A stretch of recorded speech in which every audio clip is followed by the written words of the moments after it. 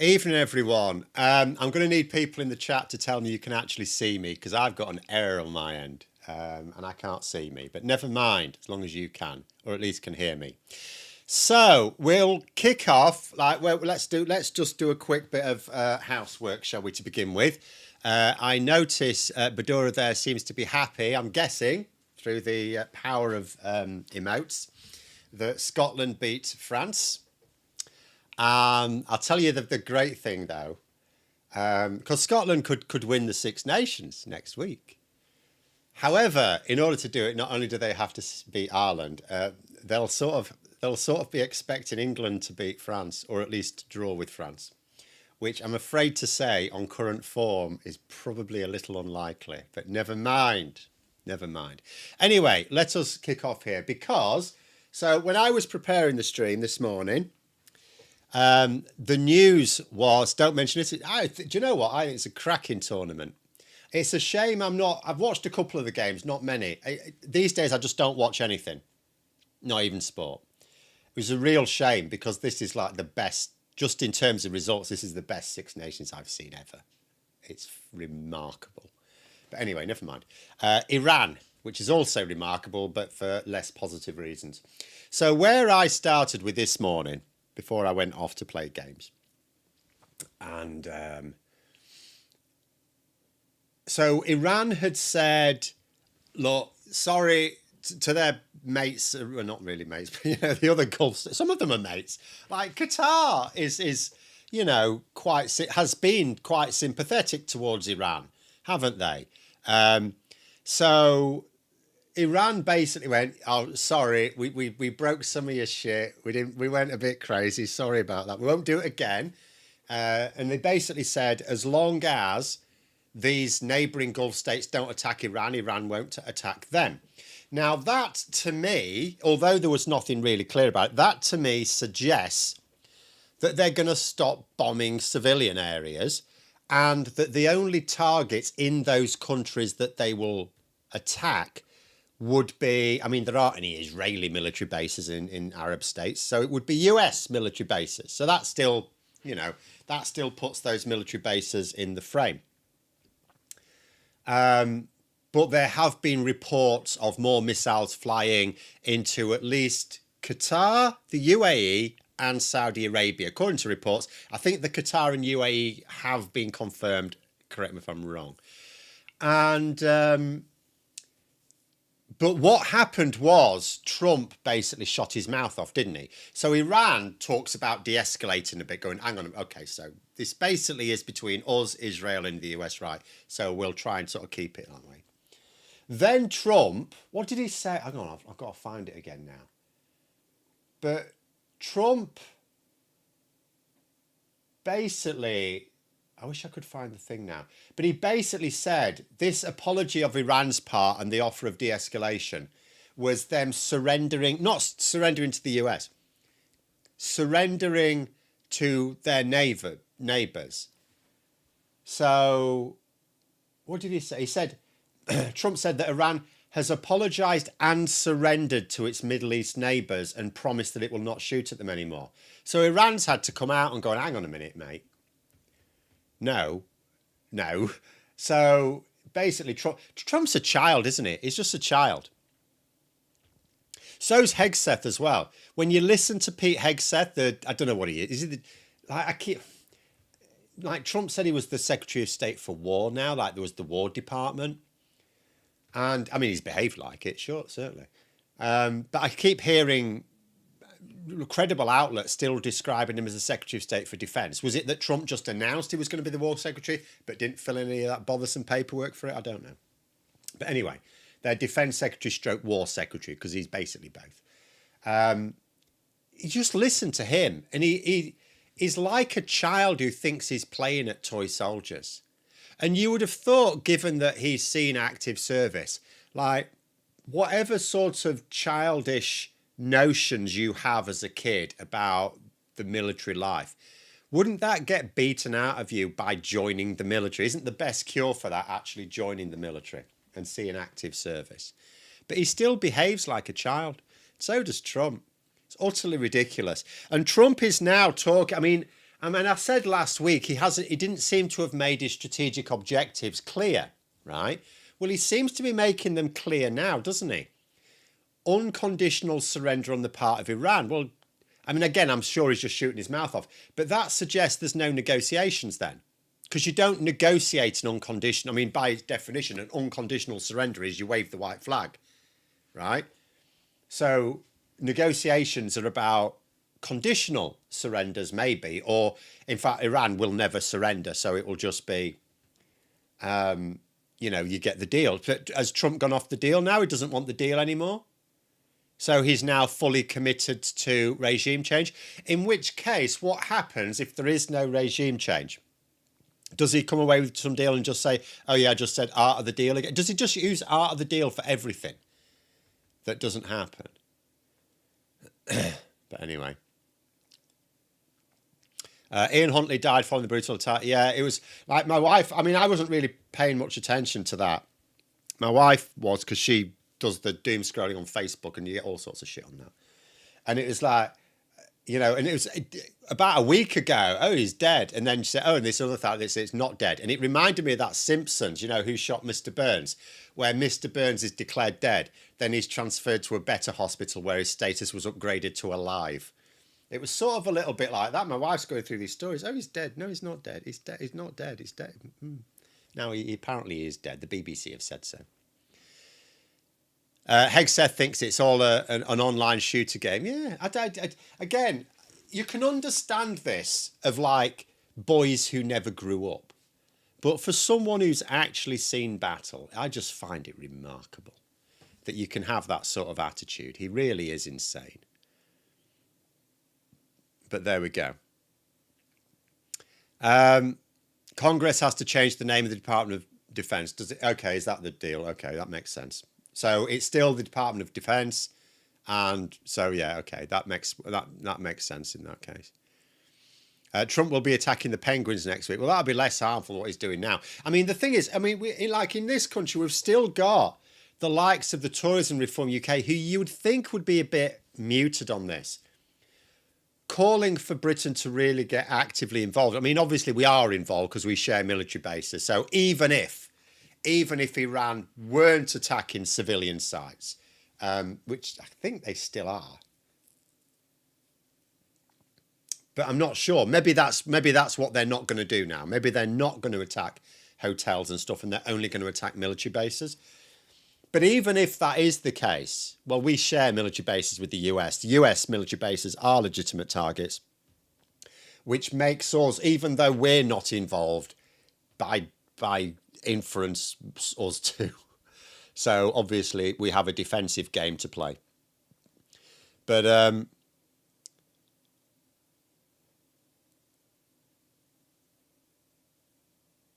has anyone heard that the drone that hit Cyprus was not a rain according to the Ministry of Defence? So it was never believed to have come, well, we didn't know, but it wasn't generally believed to have come from Iran. It was believed to have come from like Hezbollah or so, one of their proxies, which still means Iran.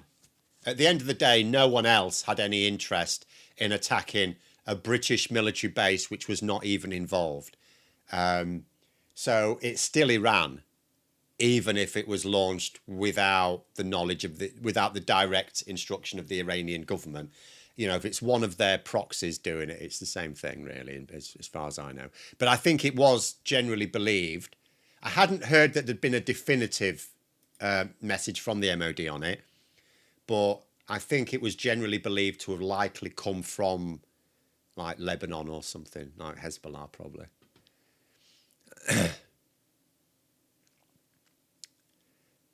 But so anyway, going back to this, the fact that the Tourism Reform UK is still full-blooded. Oh, we should get involved. We should be going into Iran with America, and it's like, well, okay, let's first of all just explore a few things.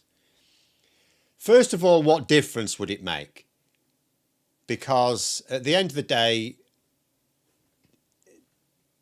it hasn't. Are we going to make the difference? I don't think we're going to make the difference. Second of all, what these people seem to be forgetting, and I don't know how they're forgetting it, is the reason why most people in this country, certainly a plurality of people in this country, do not want us involved. It's not because of any great affection for the Iranian government. I don't think the Iranian government have very many friends in the entire world, right? Yes, there's a certain amount of tribal support for them, but I don't think many people like them. And wouldn't miss at all if they were just replaced by a different... Because a different Iranian... This is the madness on Trump. A different Iranian government would still not be pro-America. Like, Iran is not Western. Like, the people of Iran would not expect... They would not really, as far as I can tell... I mean, I'm quite sure they'd be happy to have one that's at least on friendly trading terms. But think about China. Think about the relationship China has with America. So China is ideologically opposed to the American way of doing things, but it has friendly trade relations, right? Well, they weren't so friendly last year, but that was Trump's fault as well. But, you know, so friendly trade relations, but no political alignment. That, I think, is sort of what Iranians would want of their government, right? So no unnecessary trade friction, but, you know, you don't want to be seen within America's sphere of influence. So America's never going to get, and Trump says he wants to choose the next supreme leader. It's like, you what?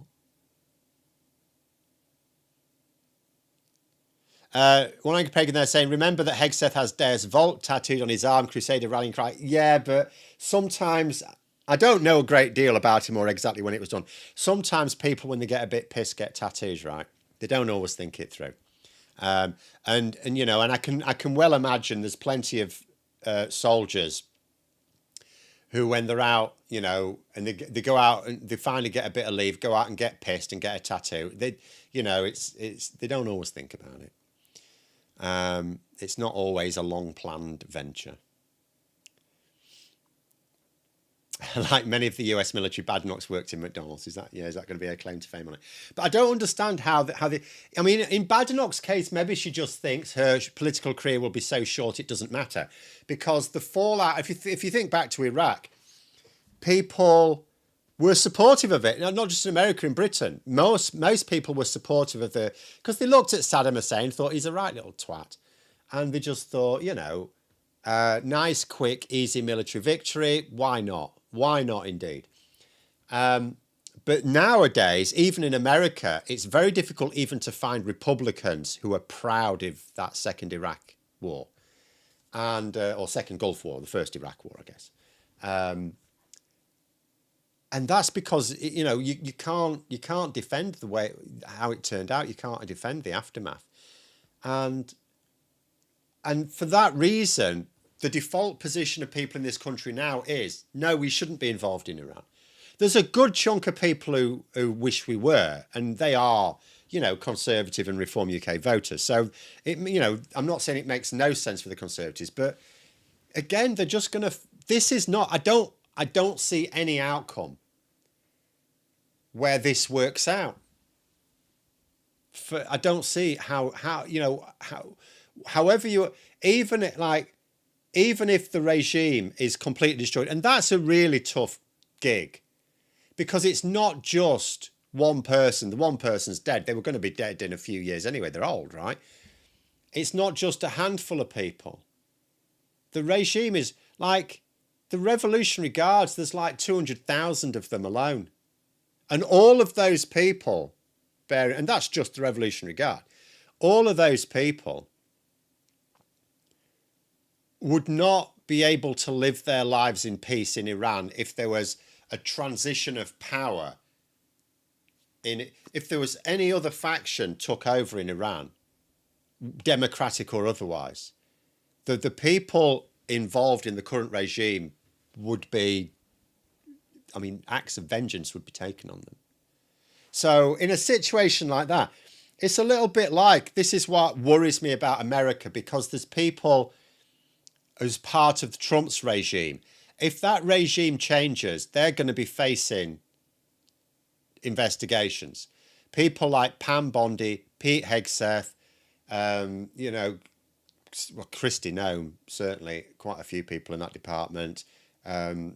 Patel. There's so many members of Trump's cabinet and other senior officials that surely there's going to be criminal investigations, which means that if it looks like their regime is going to be replaced, they'll fight tooth and nail, because it'll, you know, if they get themselves in a position where they think they could be looking at 30 years in prison, right, 20, 30 years in prison, they will fight there comes a point where they may think to themselves, there is no way of committing a more serious crime, and that's when things can get dangerous. Well, that's the situation you've got in Iran now. That's the situation you've got. Any members of that regime are not going to peacefully give up power, because then they'll be giving that power to someone who wants to, like, at the very least, put them in prison for the rest of their lives, and that's if they're lucky. I wonder if Trump sees himself as Iran's next supreme leader. He sees himself as America's emperor, right? This shouldn't come as a surprise to us, but it did vaguely surprise me when I read it, and it shouldn't have done. So I was reading something, and you know how it's easy to imagine, isn't it? Trump thinks he can do to Iran what he did to Venezuela, right? But you'd think to yourself, but surely he understands the difference. I don't think he does, because I've been seeing reports that suggest that actually he does think that what he's doing in Iran has been boosted, his confidence has been boosted because of what happened in Venezuela. But let's just remind ourselves what happened in Venezuela. With Venezuela, he didn't care about the regime. He wasn't interested in regime change. And Republicans in general weren't that bothered about the regime. Okay, yeah, they don't like having what is on paper a very left-wing regime, although it's very hard to find much in the way of... There is some socialism there, I guess, but the socialism they have is badly failing. So they're mostly just an authoritarian government, where it's hard to tell the difference between left and right in many cases. So they don't particularly like the fact that it's an overtly left-wing government, but they're not that bothered. It was mostly about the oil. And so Trump just wanted the oil. So he did a deal, or Rubio seemed to manage most of the details. So the American government did a deal whereby they worked with traitors in the regime to get Maduro out of the place, and then the regime would then suddenly become a lot friendlier towards America. Which is exactly what happened. Absolutely fatal, because Trump apparently thinks the same thing can happen with Iran. He fundamentally doesn't understand that that cannot happen. No Iranian government could get away with looking like an American puppet government. I find it vaguely remarkable that Venezuela's getting away with it, but there was no regime change there, right? With Iran, you're not going to have the same rate. I mean, what are they going to do? Like the old Ali Khamenei's gone, he's dead already. So what? Like, Trump's not even giving them the chance to choose one that he might be happy with. He's basically saying he's not happy with any of them. He wants complete surrender. It's unbelievable. Baduro's going to say, I had to Google which sport we beat France in. So when you put the Scottish flag with like a fire and a fist on, I thought you were celebrating the Scotland win. You mean you didn't even know? You were just doing it randomly. You're a bit of a Nostradamus. You ought to get a lottery ticket. Oh no, it's too late. Never mind. Better luck next time.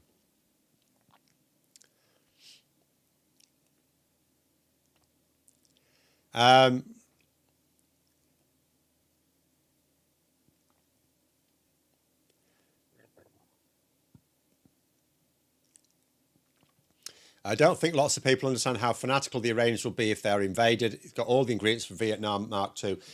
Yeah, I honestly, I have no idea what's going to happen. Clearly, the Americans and the Israelis are militarily far superior to Iran. I find it difficult to believe it would be an exact copy of Vietnam, because the military technology these days, I mean, we didn't have smart cruise missiles during Vietnam. But yeah, I mean, you know, were there to be boots on the ground, it's hard to imagine how there wouldn't be horrific American casualties. I'll tell you something. I'll bet you, if there were to be a ground invasion, I bet you Israel wouldn't be up for it. They'll Netanyahu will be telling Trump, "Oh, no, your troops are much better than ours. Why don't you do it?"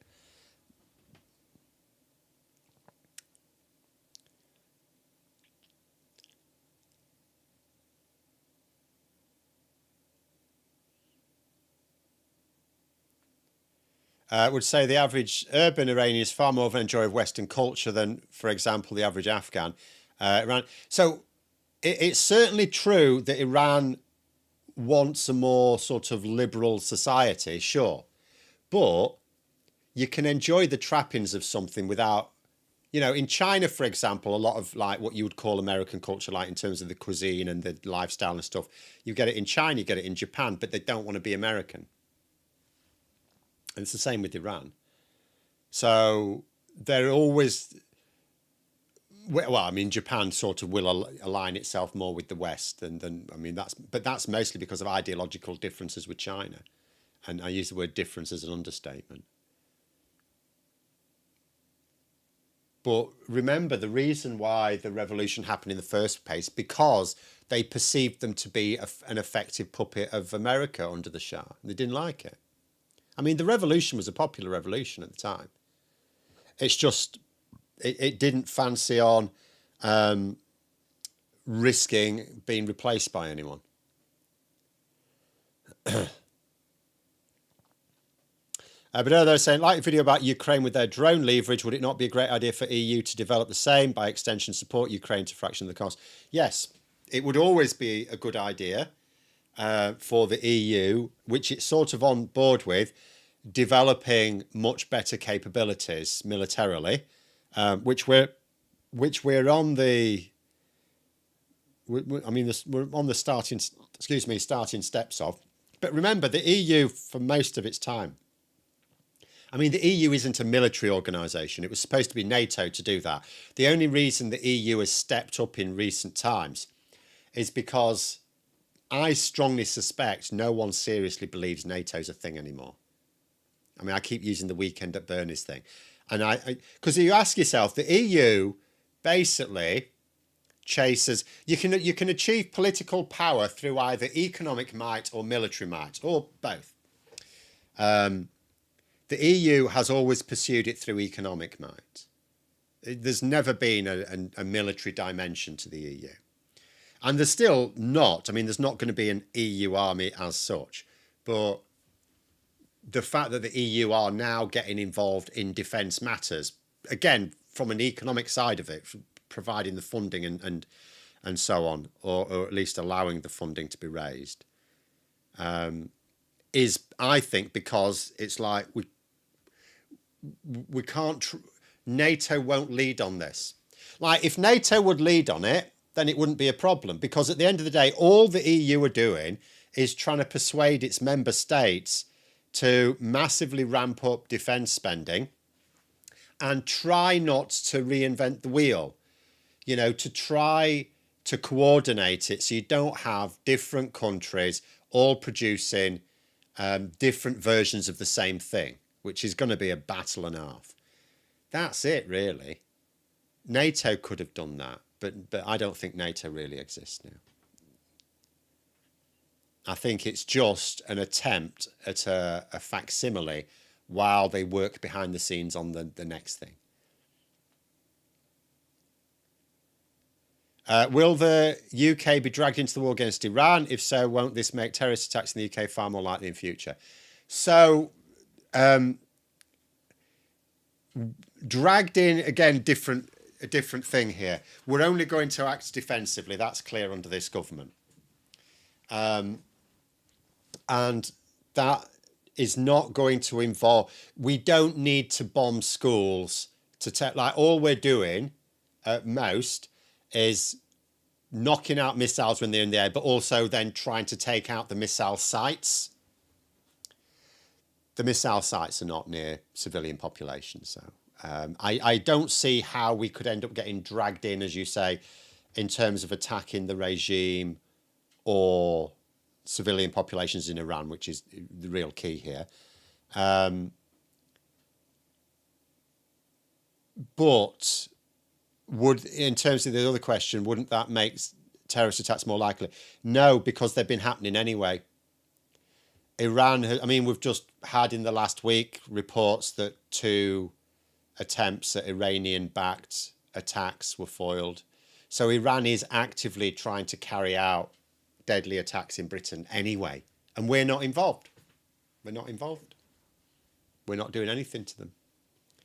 And yet they're still attacking us anyway. So, yeah. The other thing to remember is, I'll point this out as well, it's always worth pointing this out. France weren't involved in Bush's war in Iraq either, and yet France have been attacked by factions that emerged from it. So it doesn't actually... to what extent getting involved in these wars actively... for a very long time, I used to think to myself, well, inevitably, the Iraq war made Britain more vulnerable to terrorist attacks. But, then I started to think, well, so how come we have these attacks in France when France didn't get involved? As well as some other European countries, Germany as well. So I think the main thing that makes these terrorist attacks more likely, when it comes down to it, what was it about the Iraq war that made the terrorist attacks more likely? It wasn't actually Britain's involvement. It's the fact that it happened at all.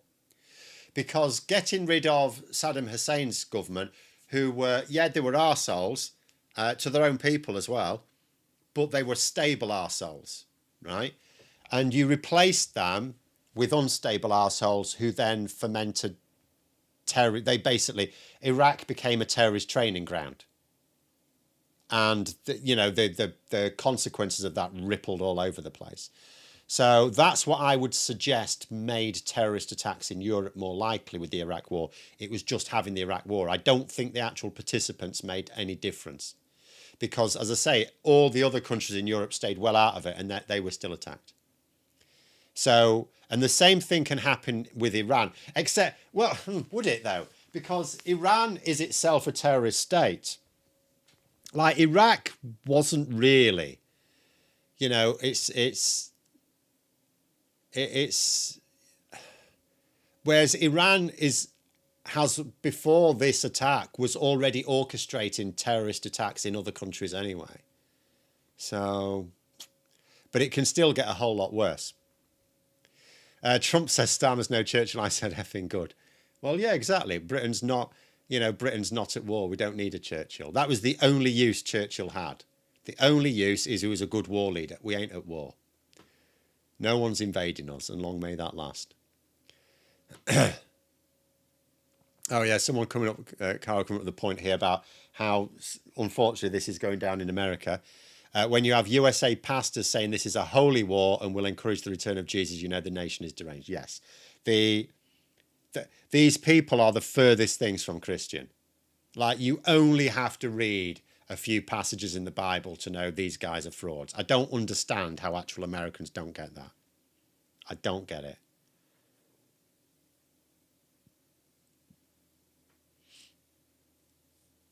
I can remember the Americans renaming French fries to freedom fries at the time. I vaguely remember something like that. It was a bit weird.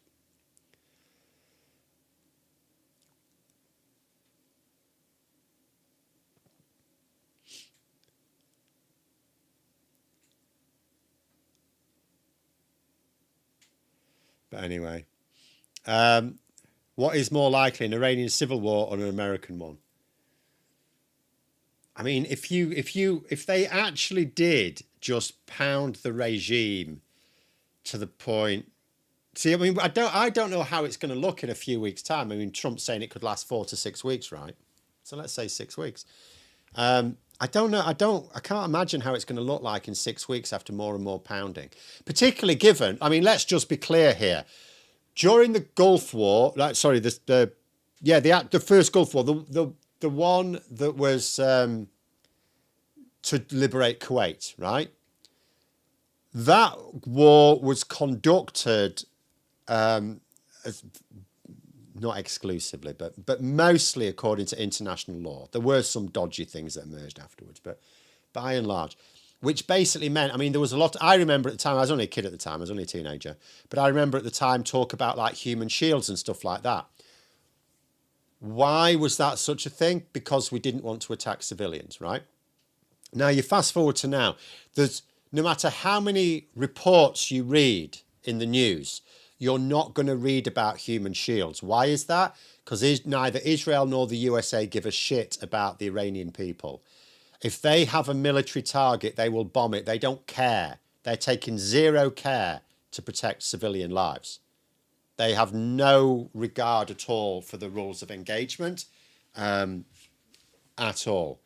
So I don't know what it's going to look like at the end of it. But if they do somehow manage to weaken the regime to the point where Iranians think this isn't going to stop until that regime's gone and they rise up, there will be a civil war in Iran, because how can there not be? It's not like you've got this nice tidy split in Iran where you've got this regime that's relatively small but has this dominion over the country, and the other, like the best part of 93 million people who all think as one and are all lovely and will rise up and rebel and take over their country and everything will be wonderful. No, there's loads of factions there. And it's very difficult to organise in Iran for obvious reasons.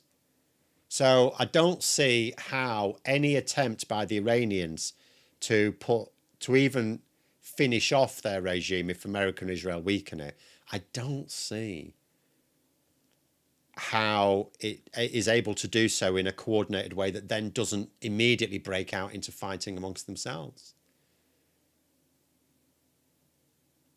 I see no good way in which this ends, other than the best way it ends, surely, is that in a few weeks' time, Trump gets his nuclear deal and he claims he's happy. But Israel won't be happy. I mean, they'll still keep on, won't they? So I don't get it. Never understood Thatcher's perspective on the working class, considering she came from one. I'm not convinced she did come from one. She was quite middle class. But, I mean, she may well have known working class people. But you do get some people like that. You do get people like that who are just, what do you call them? There's a name for them. It's probably not a very nice name. I don't mean class traitors either. Like, I don't like that term. But you know, people who will basically shit on people like them because they just, you know, they're just social climbers, and as soon as they've got them, you know, they sort of pull the ladder up Jack, I'm all right types. You know, sort of like, it's a sort of self-loathing, really. They hate themselves while they're in that sort of life, and they desperately want out of it. As soon as they want out of it, well, because they hated themselves when they had that life, of course they're going to hate other people who still have it. Inverted snobs is not quite what I was thinking, but you get a lot of that anyway. You don't have to like hate yourself to be that. But given that her parents owned a greengrocer's, I mean, small business owners, particularly at the time she was growing up, and she went to university, remember, it was, you know, although these days it's no big thing to go to university. At the time it was. Hardly anyone went to university. You didn't go. It was very rare to go to university if you were working class. You must have had really quite pushy parents for that to happen. Would Russia or China step in to stabilise Iran in that scenario? No, they're not stepping in now. They're not stepping in now. Why would they? Because remember, America isn't going to stop. America isn't going to stop just because the regime collapses. Trump has already said he wants to decide who the government is. This is what he is. He's an emperor now, right? He's not a king. You know, when people talk to, oh, he's a king. I'm not a king. He was telling the truth. He's not a king. He's an emperor. So he wants to identify countries that don't do things the way he wants them to do it. And he wants to decide who's in charge. And we know this because that strategic review that was published, that strategy that was published last year, he said he wants to do that in Europe. He wants to decide which governments are and are not suitable in European democracies. So that's what he wants for Iran. He wants to decide who their government is. He wants to install their government like they're just some colony is not the right word, because I don't think he's planning on colonizing Iran, but conquest, certainly. He wants, I mean, this is what he's talking about, unconditional surrender. He wants Iran to be an American conquest. He wants Iran to be part of the American empire, and he will install a governor, basically. He'll install a governor.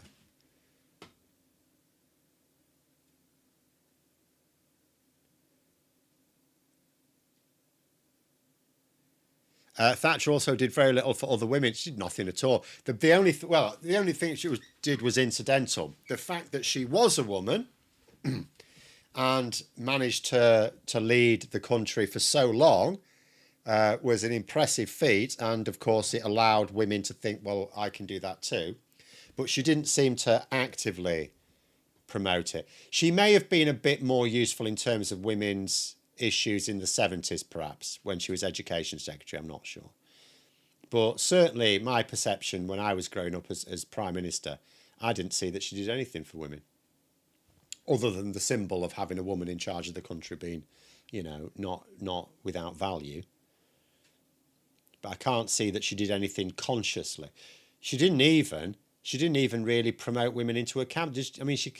Did she have any women in her cabinet at any point? She might have had the odd one. There weren't many. I think the number of women in cabinet shot up when John Major took over, ironically. I say shot up, it didn't really shoot up, but, you know, increased.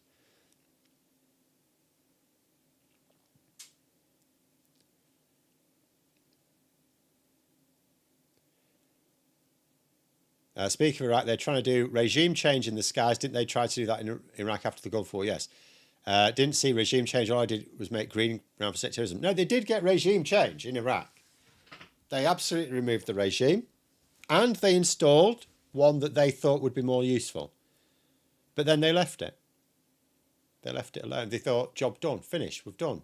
Off we go. And then it collapsed. Because it turns out that a not very bright American president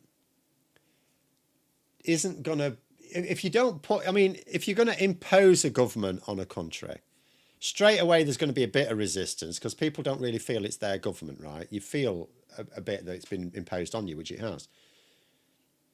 But at the very least, make sure it's a government that's in tune with what people want.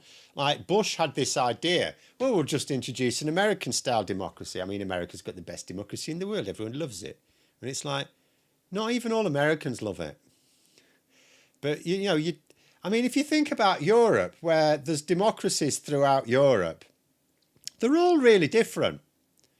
No two European countries have anything close to the same type of democracy, the democratic structures. They're all really different because not everyone wants the same thing. And a lot of these European democracies are relatively new as well. A lot of them had to be rebuilt from scratch in the last 100 years.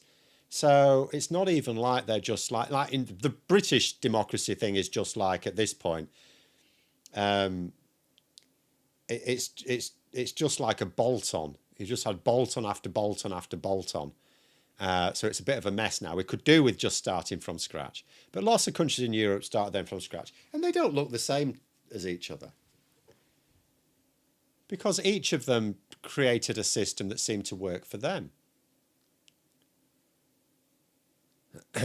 Wasn't Thatcher fairly good on social mobility? Someone saying, no, just the illusion of social mobility. Yeah, exactly. Some people got rich out of it, but the country as a whole didn't. If you want social mobility, ultimately has to be driven by two things. One is education and two is opportunity. She didn't do anything to boost she made education worse. Some of it by accident. She didn't deliberately but some of it was by accident, but she still made education worse. And in terms of opportunity, you could argue that under the Conservatives, it ramped up more under Major, but you could argue it was going to be in the works anyway under Thatcher. There was a big expansion in the number of people going to university. So that was good for social mobility. You could give the Conservatives the nod on that. They did, for however they did it. I was too young to appreciate at the time. Nonetheless, significantly boosted. I mean, and it's quite typical of people my age. I was the first person in my family, on both sides of my family, to go to university. And lots of people my age who went to university will say the same thing. It was my generation was a big generation for going.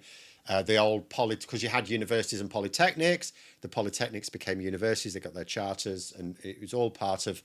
Even though I did go to a Russell Group university, but nonetheless, you had this massive expansion in universities and a massive expansion in the number of people going to university, and that happened under the Conservatives. So, and that is really good for social mobility. So, you have to I give them some credit. But in terms of creating the opportunities, no, I don't see that they created any opportunities. In terms of getting slipstreaming careers, they gave people the opportunity to get a better education if you were willing to go to university, and you could have, and you could afford to put yourself through university. Though I will point out, tuition fees were not a thing when I went to university, and there was still a grant. So it wasn't it was sort of possible from a working class background to go without your parents needing to although it was still helpful if your parents did pay something. Oh yeah, selling council houses was a con. People bought their houses, then had to sell them to pay for assistance and old age. It was a con for multiple reasons, though. It was a con in that it came at a cost to the public. It was a bribe. It was just a bribe. They sold you your council house. You had that security of in your house. They sold it to you at a knockdown price. Yes, not everyone had to sell it on to pay for social care, but yeah, inevitably, if you have means-tested social care, and of course we've got means-tested social care, and you suddenly own a property, well, there's your, so yeah, you're going to have to sell it. So there's the con from that sort, but it was a con in that it came at a cost to the public. These were houses that were built by the public and sold cheap to people for the sake of votes, which worked. It worked, but it's there's a reason why Labour don't do that. Because it's hideously expensive. You are basically blowing a hole in your budget. The thing that mainly aggrieves me about Thatcher, because I can get that people have different points of view. I can get that. There's two things about her that really grieve me quite badly. First of all, the issue with the coal miner strikes and things like that wasn't that the coal mining industry was being allowed to fail, because it was failing.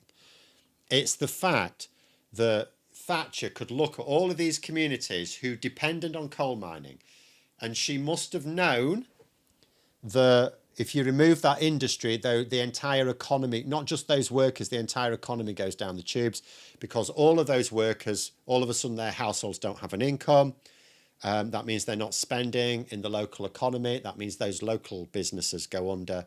I mean, the idea of the Conservatives being the party of small business is insane, because small businesses were the second wave in the dominoes falling. And it just destroyed entire communities. What she needed to do was to replace that income. However she did it. I'm not saying it's an easy gig, but that needed to happen. Instead, it was just, just abandon it. Fuck it, whatever. But the second thing that aggrieved me about her was the fact that people think she was this economic genius. And it's first of all, she presided over 2 recessions. She was a political genius because she managed to win elections after triggering 2 bloody recessions. But recessions happen, you could argue, but 2. But also the fact that, no, she was, it's not even like she was the victim of circumstance. Her entire economic philosophy was sell things. Do you know what it is like? Imagine going to someone who says they're struggling, right, with the cost of living, right? They've got an ordinary job, but they've got these expenses, and they ask for help. And along comes Jacob Rees-Mogg to help them with budgeting, right? And Jacob Rees-Mogg goes in and he says, well, you should just sell all your stuff. Sell all your stuff, right? Go out, get on eBay. That was Thatcher's economic model. There was no There was nothing long term. She didn't fix any of the country's finances. She just sold everything that wasn't nailed down. And at some point, if she'd have stayed in power, at some point she'd have had to carry the can for that. You can only do that for so long. And the only reason she got to do it for as long as she did is because when she took over, the country had a lot of assets. This country owned a lot of stuff. And she just sold it all.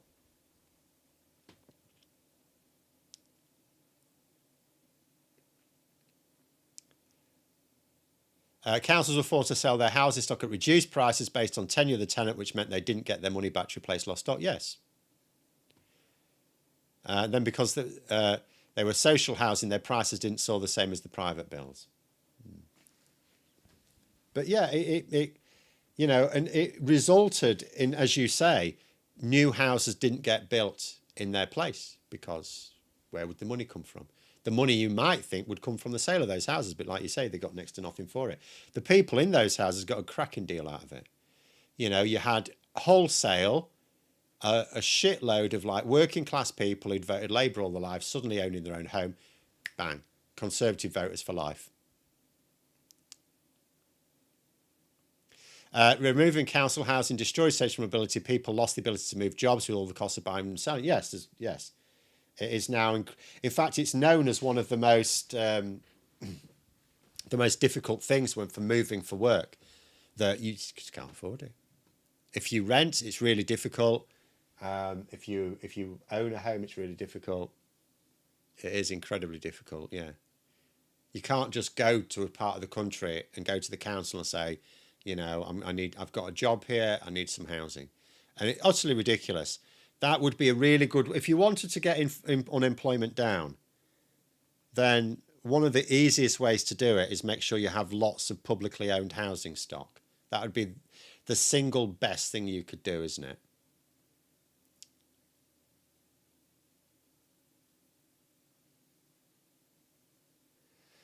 Yeah, I've heard stories of people who had means tested people around who would look around and say, you have 4 chairs, but only 2 people live here, sell 2 chairs. Yes, this is the Thatcher economic model. It's not let's work out how to invest and make money. I mean, that's does my head in, all these Tories. Oh, we know about business, we know about, you know, sod all about business. Businesses have to invest. You know, businesses have to invest in order to grow profits. That's what businesses do. That's not what Tories do. What did the Tories? And it's, I mean, we talked about Thatcher. She just sold everything that was nailed down.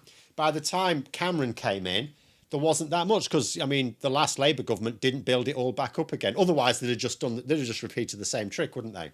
They'd have just done the same thing.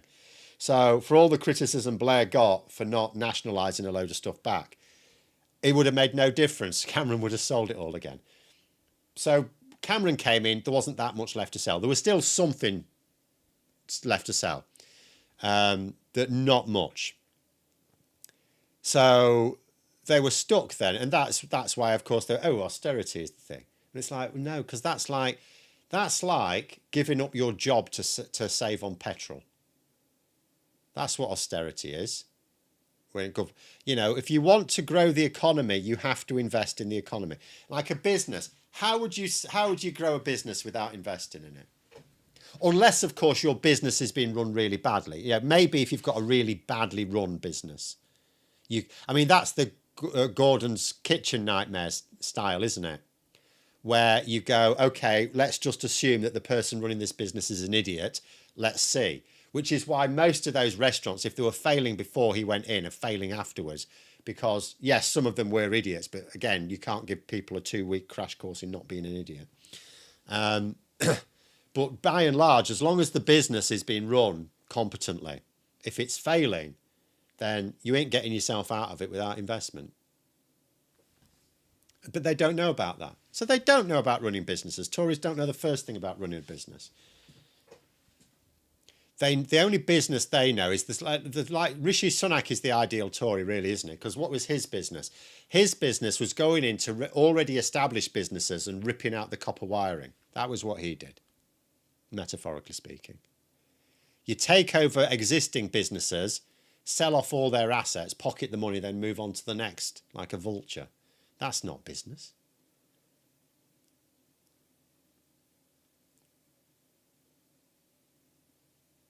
Say private renting's got awfully pricey down south. Yeah, I will always emphasise it's not that bad where I am. Do you know what? I was looking at some properties in Doncaster recently, and you can get some really quite nice. I saw this end terrace for £95,000. Absolutely brilliant, you know. If I was in the market for a house, it looked brilliant because not only was it quite nice inside, I quite like terraces as well. I mean, the lack of a driveway is obviously a bit of a gripe, but as long as there's some parking. But it had a basement and it was properly kitted out as well. It'd be brilliant. Could have a pool table and set up for filming and everything. It'd be marvellous.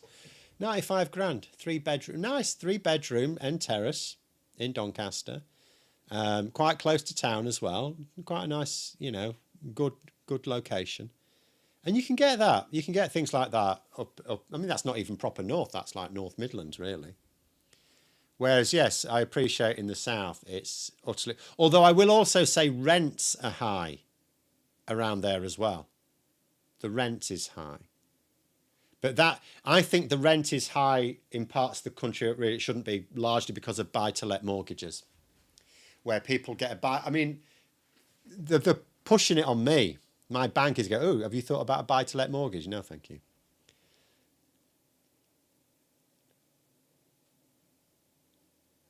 The old saying about the restaurant business is, how do you have £1 million business restaurant start with £2 million?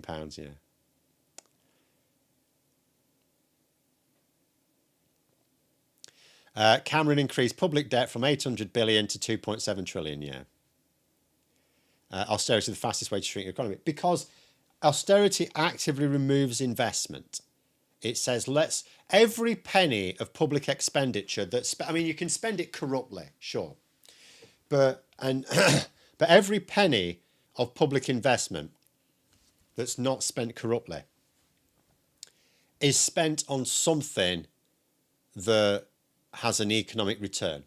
Everything has an economic return that the government spends money on, even conservative governments. Isn't that what Elon Musk does? Yeah, he hasn't built up anything himself. He's just taken money that he inherited. And he's had a good eye for a bargain. So he's bought shares in companies that were looking good and convinced people to let him run them. The earliest kitchen nightmares were actually kind of sweet. Later ones, especially the USA, were completely off the wall. Well, either way, I mean, I haven't watched any of the later ones anyway. I haven't watched them for years. I don't watch television these days. But nonetheless, you know, I used to watch them, think to myself, they were interesting because you got to see how kitchens worked. Like, I certainly had no ambition to work in a kitchen. But, you know, so it's interesting to know, because I've always been interested in cooking. So sometimes you like to see how the professionals do it. So there was interest to it. But I used to watch them thinking to myself, you can't, unless they're just doing something really basic wrong, how are you going to turn this place around? Like, if they're running it badly, you can't turn them into a good business person in a couple of weeks. And if they're not running it badly, then it's just market conditions or something. Like, there's not, you know, particularly when in economically tough times, and probably when I was watching it was during the austerity years, inevitably lots of restaurants are going to struggle because people can't afford to go out. I mean, there's not a lot you can do about that.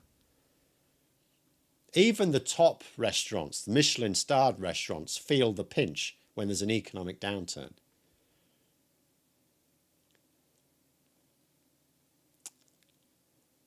They say it would be at least, is this one I'm describing, an end terrace, at least £200,000 around here, Kent Coast. And even that's probably not the most expensive place you can go. Ban buy-to-let mortgages. I don't know how you would do it, in all honesty. I don't like buy-to-let mortgages. It is very difficult, however, isn't it, to ban them? Probably not impossible, but it's quite difficult. Because at the end of the day, a buy-to-let, although it's called a buy-to-let mortgage, like if you banned them, they would just not call it that. It is ultimately just a business loan, isn't it? I mean, banks are in the business of loaning people to invest. You know, a house is a business asset. If you you know, before there were dedicated buy-to-let mortgages, you could still have got a mortgage specifically. And if you go to a bank and say, oh, I've got this business idea, I'm going to buy this house, but I ain't got enough money, can you give me a mortgage? And I'm going to rent it out. Well, that sounds like a pretty good deal to the bank. I mean, as long as you can demonstrate that you're going to get more from rent than they're going to charge you for the mortgage, then, you know. Rent's also inflated by Airbnb, people thinking they can make more money that way than a long-term let. I don't know enough about it, but I could probably quite agree. At the end of the day, people will pay more per night for a couple of nights than they will per night to live there, won't they? So I guess so.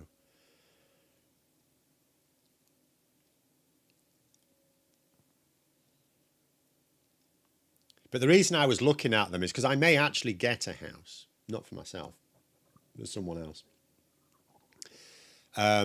Because from their point of view, they'd get a cheap place to rent. And from my point of view,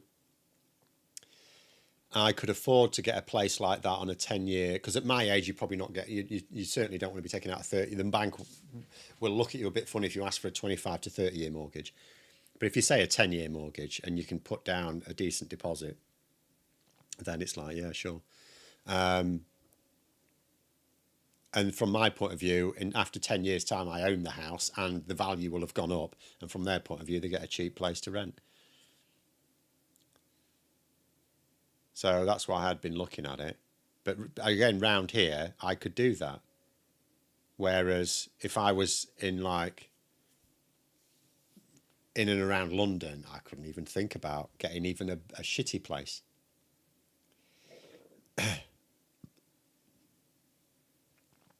Say terrace for just 95,000, but with kiddos schooling already well settled in an outstanding rated state school, work-wise limited, make us reluctant to move north, plus risk of reform taking over.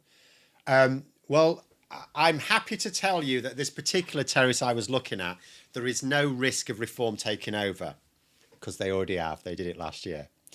Unfortunately, I do also have to report that I think I hear the war drums round here. I think my county's next, because we've started to get the Reform UK campaign leaflets through the letterbox. So I was pretty sure it was our turn this year anyway, but that sort of confirms it. So I'm afraid to say I'm going to have to vote Conservative this May in a desperate attempt to stop Reform UK taking over.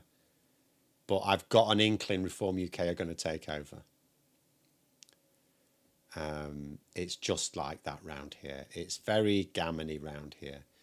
And there's a lot of very stupid people around here as well. Labour won a council seat in Durham on Thursday. Well, okay, little victories, little victories. Unfortunately, the county council is still run by Reform UK. But you know, was it a retention of a? I didn't actually. I don't always pay attention to the local by-elections if they're councils. Was it Labour retaining a Labour council seat, or did they actually take one back or something? I would like to think that people around here may have heard that Reform UK are basically incompetent in government. Unfortunately, I've got no.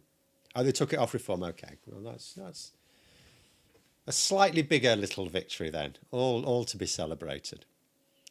But there we go. Ban banks from renting property they've bought or claimed tax rent instead of profit, and thus make it impossible to compete with a mortgage in terms of pricing. Well, the easy, well, I say the easiest because it's not easy, as the current Labour government are trying to find out.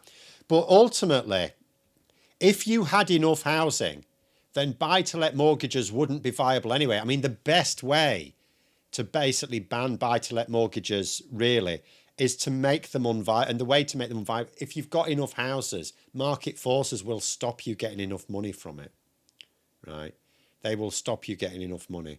I mean, it's absolutely horrendous. I mean, when I looked at that place, I don't know how much you'd be able to rent a place like that. Now, on a 10-year mortgage, you know, my repayments on it with a £10,000 deposit would have been like £880 a month or something.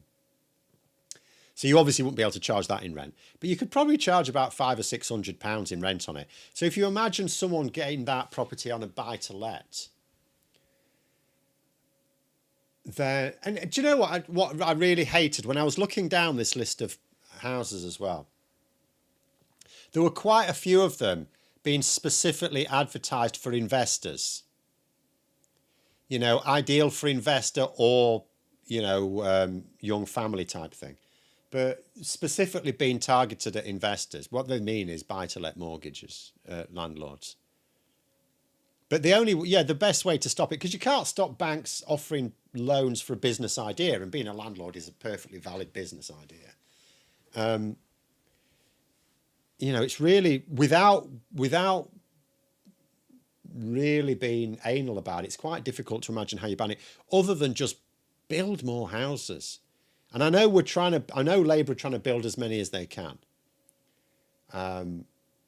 But we just need a long-term push on just building more and more houses, and then buy-to-let mortgages will naturally just not be viable.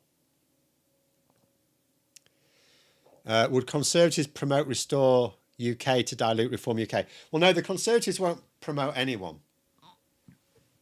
because they're their own party, right? So they can't recommend anyone. Even nudge, nudge, wink, wink. The Conservatives, ultimately, their best bet is just to distinguish themselves. I don't understand where they're trying to like people attack Labour for mimicking Reform UK and it's like, and they are doing on asylum too much. And even that I don't think is working.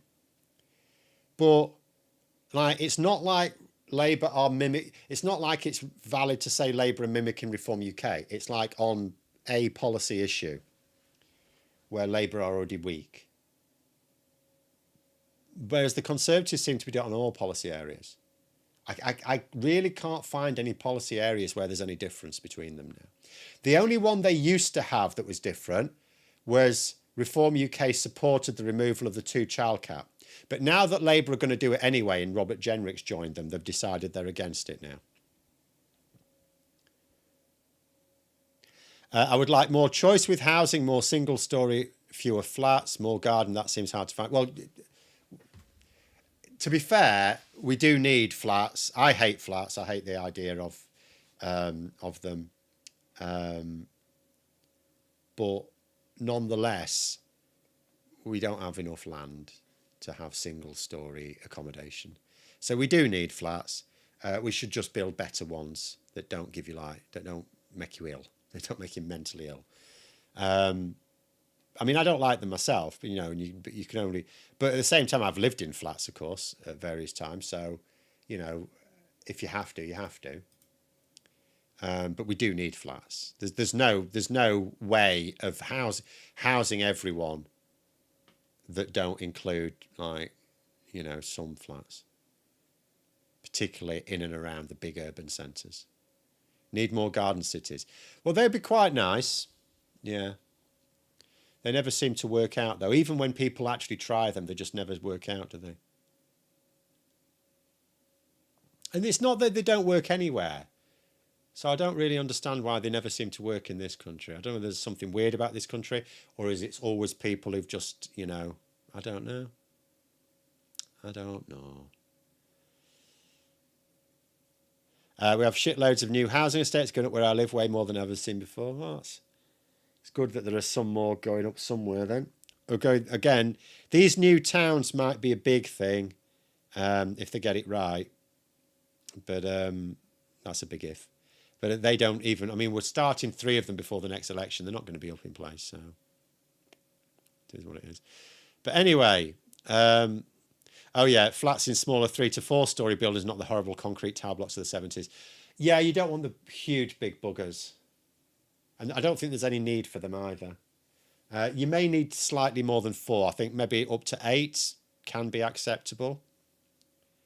It depends on the situation. Some areas are more densely populated than others. Up where I am, you'd get away with it. There's plenty of room to build just houses around here. But anyway. Final one here. Pygmalion saying, I live in a flat that was built in the late 60s, huge, twice as big as a modern day flat. Well, this is one of the reasons why I like terrace houses. I hate the off-road parking element to a terrace, right? But other than that, they're brilliant. Like when I first moved out of home and to a terraced house, because obviously I wasn't earning very much, but it was brilliant. Apart from the off-road parking, that was shit. But everything else was brilliant.